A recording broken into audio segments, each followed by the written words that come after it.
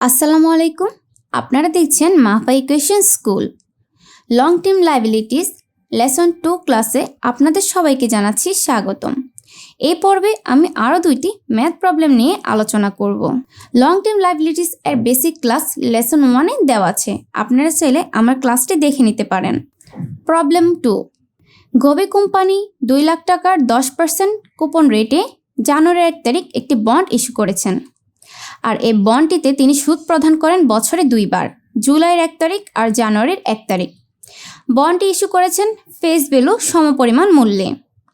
আমাদের দিতে বলা হয়েছে জাবেদা। জানুয়ারির 1 তারিখের জন্য জাবেদা দিতে বলা হয়েছে বন্ড ইস্যু প্রক্রিয়ার উপর। জুলাইয়ের 1 তারিখ সুদ প্রদানের উপর আমাদের জাবেদা দিতে বলা হয়েছে এবং ডিসেম্বর 31 তারিখ অ্যাডজাস্টিং এন্ট্রি দিতে বলা হয়েছে। সলিউশন: জানুয়ারির 1 তারিখ আমাদের বন্ড ইস্যু প্রক্রিয়ার উপর জাবেদা দিতে বলা হয়েছে, তাহলে আমাদের জাবেদা হবে cash debit, bond payable credit. Cash, যেহেতু আমরা বন্ড ইস্যু করে টাকা পেয়ে থাকি, এই জন্য ক্যাশ হয়েছে আমাদের ডেবিট। আর বন্ড পেয়েবল, বন্ড যেহেতু আমাদের জন্য দায়, বন্ড একসময় পরিশোধ করে দিতে হবে, এই জন্য বন্ড পেয়েবল হয়েছে ক্রেডিট। জুলাইয়ের 1 তারিখ সুদ প্রদানের উপর জাবেদা দিতে বলা হয়েছে, তাহলে জুলাইয়ের 1 তারিখ জাবেদা হবে bond interest expense debit, cash হবে ক্রেডিট। আমরা যেহেতু সুদ প্রদান করে দিচ্ছি, সুদ আমাদের জন্য খরচ, এই জন্য বন্ড ইন্টারেস্ট এক্সপেন্স হয়েছে ডেবিট। আর ক্যাশ হয়েছে, যেহেতু আমাদের টাকা চলে যাচ্ছে, এই জন্য ক্যাশ হয়েছে ক্রেডিট। আর মনে রাখবেন, যেটা আমরা সুদ প্রদান করি সেটা সব সময় ফেস ভ্যালুর সাথে কুপন রেটের হয়ে থাকে। তাহলে এখানে 2 লাখ টাকা দেওয়া আছে ফেস ভ্যালু আর 10% দেওয়া আছে কুপন রেট, তাহলে 2 লাখ টাকা 10% হয়েছে আমাদের ক্যাশ। আর যেহেতু বছরে 2 বার প্রদান করি, জুলাইয়ের 1 তারিখ আর জানুয়ারির 1 তারিখ, এজন্য বাই 2 হয়েছে। এখন আবার দিতে বলা হয়েছে আমাদের ডিসেম্বর 31 তারিখের জন্য অ্যাডজাস্টিং এন্ট্রি, তাহলে আমাদের ডিসেম্বর 31 তারিখের জাবেদা হবে বন্ড ইন্টারেস্ট এক্সপেন্স হবে ডেবিট, আগের মতোই। বন্ড ইন্টারেস্ট পেয়েবল হবে ক্রেডিট। এখানে সুদ যেহেতু আমাদের জন্য খরচ, এই জন্য বন্ড ইন্টারেস্ট এক্সপেন্স আমাদের হয়েছে কি ডেবিট। আর যেহেতু আমরা সুদের টাকা প্রদান করে দিচ্ছি, এই জন্য বন্ড ইন্টারেস্ট পেয়েবল হবে ক্রেডিট। এখন আমরা আরও একটি ম্যাথ সমাধান করব। প্রবলেম 3। প্রবলেম 3-তে বলা হয়েছে এবিসি লিমিটেড 1 লাখ টাকার 9% কুপন রেটে একটি বন্ড ইস্যু করেছেন।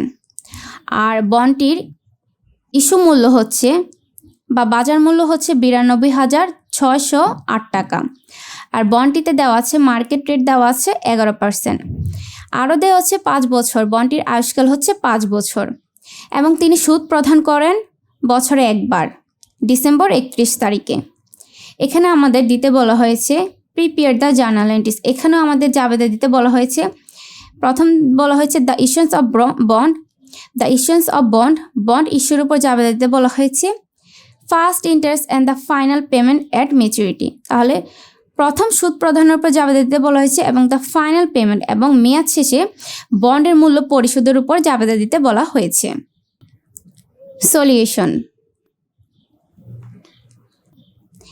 যেহেতু জানুয়ারির 1 তারিখের জন্য আমাদের জার্নাল দিতে বলা হয়েছে, বন্ড ইস্যুর উপর জার্নাল দিতে বলা হয়েছে, তাহলে জানুয়ারির 1 তারিখের জন্য জাবেদা হবে cash debit, discount on bond payable হবে ডেবিট, বন্ড পেয়েবল হবে ক্রেডিট। এখানে আমাদের ফেস ভ্যালু দেওয়া আছে 1 লাখ টাকা, কিন্তু বাজারের মূল্য হচ্ছে, বাজারে বন্ডের মূল্য হচ্ছে 92,608 টাকা। তাহলে আমরা বুঝে নিচ্ছি বন্ডটা অবহারে ইস্যু করা হয়েছে, যেহেতু ফেস ভ্যালু থেকে ইস্যু প্রাইসটা কম। আবার এখানে আমরা জানি কুপন রেট থেকে মার্কেট ইন্টারেস্ট রেট যদি বেশি হয়, তাহলে এটা অবহারে ইস্যু করা হয়ে থাকে।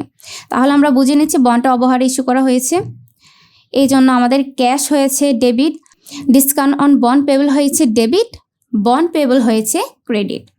ক্যাশ আমরা যেটা পেয়েছি বাজার মূল্য সেটা, আর বন্ড পেয়েবল যেহেতু বন্ডের মূল্য ফেস ভ্যালু দেওয়া আছে 1 লাখ টাকা, তাহলে 1 লাখ টাকা থেকে আপনি যদি ক্যাশের মূল্য বাদ দেন, তাহলে আপনি পেয়ে যাবেন ডিসকাউন্ট অন বন্ড পেয়েবলের মূল্যটা। আবার এখানে দিতে বলেছে দ্য ফার্স্ট ইন্টারেস্ট, মানে প্রথম সুদ প্রদান, তাহলে আমরা সুদ প্রদান করি বছরে 1 বার, ডিসেম্বর 31 তারিখ, তাহলে আমাদের জাবেদা হবে ডিসেম্বর 31 তারিখের জন্য।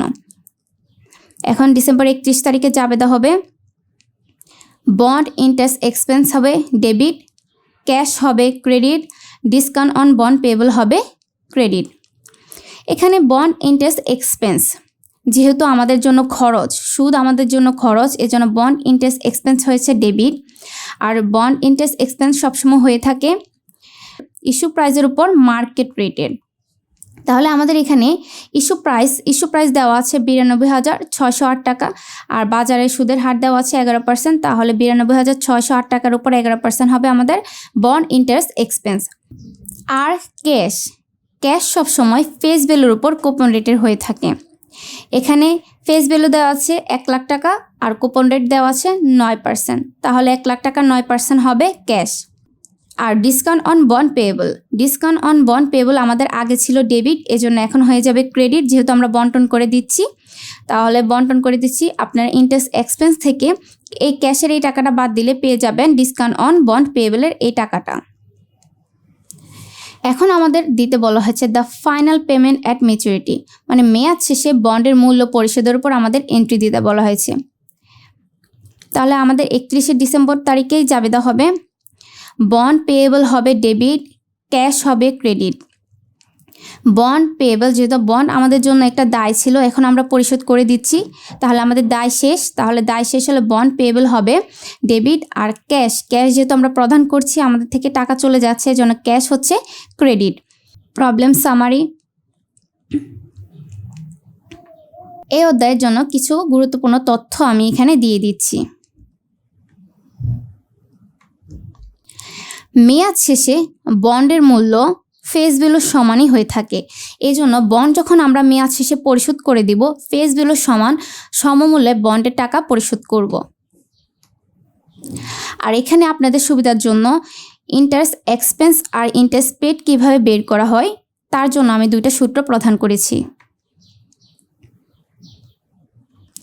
এখানে যখন আপনারা ইন্টারেস্ট এক্সপেন্স আর ইন্টারেস্ট পেড বের করবেন, ইন্টারেস্ট পেড বের করার সময় আপনারা সবসময় মনে রাখবেন ফেস ভ্যালুর সাথে কুপন রেটের হয়ে থাকে।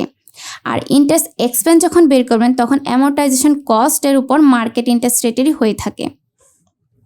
আমি সবসময় চেষ্টা করি পর্যাপ্ত তথ্য দিয়ে অল্প সময়ে সমস্যার সমাধান করার। আপনাদের যদি কোনো জিজ্ঞাসা থাকে তাহলে আমার ফেসবুক পেজ মাফা ইকুয়েশন স্কুলে নক দিতে পারেন।